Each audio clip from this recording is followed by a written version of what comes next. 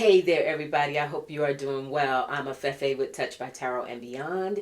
If you're new to my channel, I use tarot and oracles to look at a lot of things political. I have a background in journalism, was a newspaper journalist for many years. And I'm also a priestess. So I combine, got a foot in both worlds, as it were, right? I love the facts and I love the woo-woo. So I do a little bit of both. I'm glad you're here. Hope you hit that like and subscribe button. For my existing subscribers, I appreciate you so very much. Quick housekeeping note. Thank you to so many of you who my tarot class for September 28th sold out like in 4 days. Can't thank you all enough for that. So for those of you who are trying to register and getting, it's not letting you do it, I will, popular demand, I love it. I'm going to do another class probably towards the end of October because this one is September 28th. I'll do one maybe like close to a month after that. You'll hear more about it later. But again, my sincere thanks for those of you who are excited about taking the class. And we're going to have a good time. We're going to do the thing, right?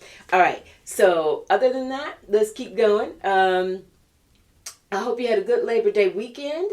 Couple of interesting things. We never lack for that these days. On a lighter note, just if you want some giggles and a good laugh, please by all means go on social media, X, whatever other platform, and look up Lara Trump's latest song, Hero. Okay.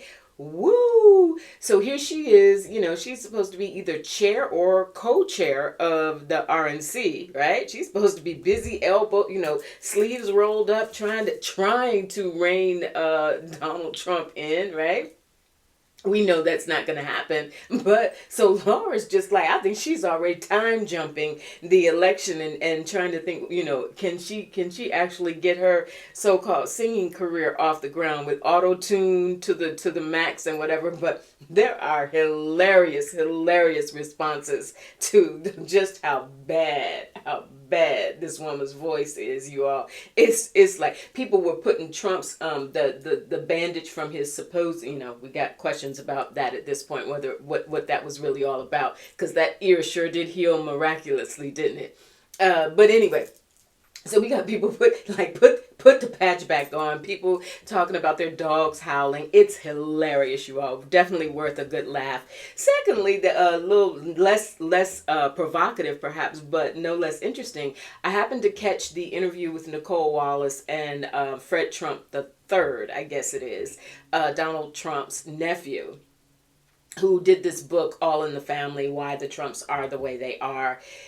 So initially I thought, okay, this is just him plugging the book. In a way, yes. But also he does have some interesting things to say, along with many of us are accustomed to hearing Mary Trump come out, and we know where she stands with regard to Donald. But I guess he had a moment. He forgot he was on MSNBC Live, and he said, quote unquote, that talking about Donald Trump, said he doesn't give a shit about soldiers. Point blank period. They didn't have a chance to blip it out or anything. So that was kind of interesting as well. It was a pretty decent interview. Once again, highlighting the dysfunctionality of the Trump clan and just how many of them feel similar to the way the Kennedys feel about RFK Jr., right? It says a lot, and you would think that the MAGA faithful would at least tune into some of that on a practical level. Like, what does that say about you when your own people refuse to deal with you and in fact come out and actually oppose you? So anyway, that was an interesting thing. All right. Want to get to some business now. Take a look at a couple of things. I will be using the Healing Lenormand deck, or Lenormand deck, for those of you who are interested. Netanyahu, we saw the protests in Israel over the weekend. Israelis have had it. And the numbers that showed up, they shut down businesses, etc. Like, power to the people, right? But then Netanyahu gets on yesterday. I didn't watch the whole speech. It was about an hour long. I watched maybe about 20-30 minutes of it. But this man is absolutely unhinged, defiant. No surprise, but still, it's one of those like, dude. So he's basically like, I'm not letting anybody preach to me and tell me what I'm going to do. And he got all these charts and graphs of, the Gaza Strip and how he's going to, lock down this and do that and the other thing. UK came out and said, you know what? We're not doing this with you right now, Bibi. We're going to go ahead. Sorry to do it, but we're going to pull back on some of these weapons that we've negotiated to provide to you. If this is what you're going to do, especially in the wake of these latest 6 hostages that were killed, we're not doing this with you anymore. So the UK has drawn a line in the sand and said, we're going to start to pull back our weapons. I want to see what Joe Biden is going to do. He is so upset with this whole situation. His anger is almost palpable. You can see it, you can hear it in his tone when he's being asked questions now. He's basically saying, I'm not even dealing with Netanyahu at this moment. I'm dealing directly with Egypt and Qatar, trying to operate on those channels. But I want to take a look and see, Spirit, will President Biden get to a point where he begins to pull back on weapons being provided to Israel? Will he pull back? Will he begin to take some turn, especially in the wake of the UK's decision to do so? Will Joe Biden follow suit? We have the whip. It's a sign of punishment. And this is Biden feeling like, for everything that he's done to stand alongside Netanyahu, to be strong, to be supportive of him, it's basically just having it thrown right back in his face. And we have the snake. Thank you, Spirit. You can read right into that, right? You don't even have to be a card reader to get that. Biden sees, there's nothing that Netanyahu can say to Joe Biden at this point that Joe Biden would buy into fully.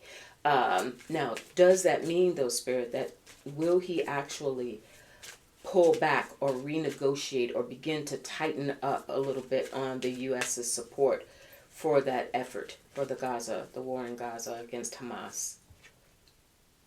There's the mountains. He's really afraid to do it. Sometimes Joe Biden can be just loyal beyond a fault. He's not afraid. That's the wrong word, and that's not even what the mountains really. Thank you, Spirit, for correcting me on that. And that's not really what the mountains. The mountains is an obstacle. Think about that. It's literally an obstacle. And how would he be able to get some sort of tighter handle or grasp on Netanyahu? In terms of weapons, in terms of funding, in terms of what the U.S. is prepared to do and has done as a staunch ally of Israel. There's some wiggle room there. That's not a no. That's a how do I get over the mountain? How do I get over the obstacles? How do I get over any appearance of the U.S. weakening any support for Israel as an ally? That's not going to happen. That wouldn't happen under him. That wouldn't happen under Kamala Harris. The U.S. is going to be an ally. Here's the man. Who's that man? And the son. You know what? I think there is going to be a shift.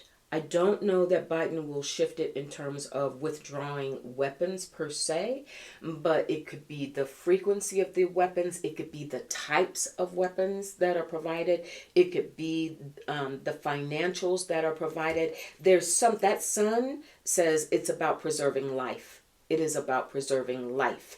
And that is going to be, I think that's going to be Biden's counteracting message. Not so much about withdrawing support, but protecting life. There's a shift in the messaging there. And so, yes, I do think I don't see him, and there's a crossroads. Yeah, there's still figuring out how to do it, but watch out for that. Joe Biden is going to make some sort of adjustment. You will see an adjustment in how the U.S., especially in the wake, something about that UK stance triggered something, and the fact that with Netanyahu to come out in the wake of, a couple of days after the discovery of these six hostages having been killed, for him to turn around, Netanyahu to turn around in that speech. He spent like 2 seconds, saying how sorry he was, etc. And then he just launched into this whole tirade on what he's going to do, and not backing down, and ain't nobody going to tell him what to do. Like, it was a little out there, y'all. It really was. It was a little out there. He's not well, for entertainment purposes only. All right. Second thing I want to take a look at, and then we'll close it out today. I'm going to keep this short. Senate races. I'm going to be looking, let's go to spirit on more of those, because that truly is a concern. Presidential race aside, the hold on the House and Senate is like, whoa, right? Or taking a hold of the House and Senate, and solidifying that, keeping the Senate and getting the House. That's a really big deal. And we've got some hotly contested races. Interestingly enough, let me ask Spirit. I'm going to go to Tarot for this. There seems to be quite a bit of talk about the fact that the one thing that the Democratic candidates in various races in hotly contested states is the money. The money is coming through. That in large part perhaps due to the DNC convention and all the enthusiasm, that there's a money thing happening, and we have Ace of Swords, right? Spirit's confirming that right off the bat, that's the one thing, is the funding is coming in for Democratic candidates down ballot. That was a huge concern, and that was also why there was so much pressure on Joe Biden to step down, because there was a concern that not only at the top of the ballot, but what could happen down ballot races. So yes, the money is helping. There's a 8 of Cups. There's a resignation. I think this is speaking to the resignation among many of the billionaire class Republican donors, who are starting to say, I'm not going to keep throwing good money after bad. So yes, there is some Republican donors are moving on. And that money is not flowing in the way that they expected it to, and it's caused a huge weight on the Republican candidates in these tight races, in these tight Senate races. They are getting worn down. 10 of Wands. They are overwhelmed. They're scrambling. They're trying to figure out because this is TV ads, this is boots on the ground, paying campaign staffers, all those things that you need that money for, and they're suffering terribly. So that could be a factor. But one specific race I want to take a look at, you all, is the one in Maryland between Angela Alsobrooks and former Governor Larry Hogan. Hogan is an interesting character. He is billing himself as the anti-Trump candidate for Senate. Excuse me. And he's been, and part of his his funding, his ads, has been showing clips of the Jan 6 riots, etc., insurrection. He's really coming out and saying, I won't be that guy. Like, I'm ready to get in the Senate and take it to, whomever, these Trump acolytes. Also Brooks, and he has a lot more money. That's why I led up to that with the money issue in the Senate races. I read that he has recently put in, or has on hold, about $8 million compared to Alsobrooks's around $1 million, if that's to be believed, if that's accurate.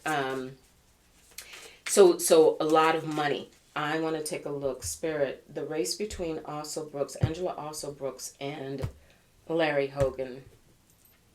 What can you tell me? What should we know about that? Is that in trouble? Is Alsobrooks in trouble? Angela Alsobrooks running against Larry Hogan in Maryland for the Senate seat. Will she prevail? Will she be able to prevail despite the funding? Will she prevail? Will Angela Alsobrooks be able to prevail over Larry Hogan? Will Alsobrooks prevail over Larry Hogan? We have the 6 of Wands. It's a fight. But the Six of Wands is also a card of victory. But it's victory in the making. It is not nailed down 100%, but she has, I think this is showing us that she has tremendous support. We know very popular Governor Westmore is behind her. It is a blue state. I mean, point blank period. We have the Hierophant. That's his organizational machine, Larry Hogan's organizational machine, because he was former governor. I think two terms or 8 years, whatever. That's his machine, arming itself. And we have the Ace of Wands. Spirit, is this ace giving me a win by Hogan or a win by Alsobrooks? Please show me a male or female. Please show me male or female. Seven of Cups, undecided. It's really a toss-up right now, you all. She needs a lot of help. And the Hermit. She needs a lot of help. This month is going to be, I think the Hermit is talking about Virgo season. And September, this is going to be a turning point for her, for Angela Alsobrooks, one way or the other, with the funding. And I think there's going to be, and there's the, is that the Tower? Dang, that's the Tower. Is that a breakthrough for her? Is that a breakthrough for Angela Alsobrooks, or is that the crumbling? That could be a breakthrough, you all, because I've got Pluto, and it says on here, they call it achievement. Watch out for that. Watch out for that. Something tells me, I think what Spirit is showing us here, that despite the whole spin around money and the spin that Larry Hogan is giving around, you know, trying to appeal to the traditional Republican base, excuse me, and we know that a lot of traditional Republicans are leaning towards Harris, though. We got Republicans for Harris right out there, right? So there's something there. Larry's going to try it. Larry Hogan is really trying it, and he's throwing everything he can with the kitchen sink into it. But there's something there around Angela Alsobrooks, you all, that is really, that's really feeling like it will gain momentum. And somehow, despite the odds, don't let the money thing be the thing that convinces any of us that Larry Hogan has got this in the bag. It is a fight. It is truly, truly a fight. But I think she can pull it out. So we'll take a look at that closer to the elections. And that's about it, you all. I decided to keep this one short today. I wish you the absolute best. Be careful out there. Chin up. Remember to breathe deep. We're going to get through this. You know, we got to continue to just keep our mind straight. Stay focused on peace. Be careful. Don't let ourselves get sucked into the drama and decide, you know, how we are going to act individually, right? To do what needs to be done. All right. Take care of yourselves. I'll talk to you real soon.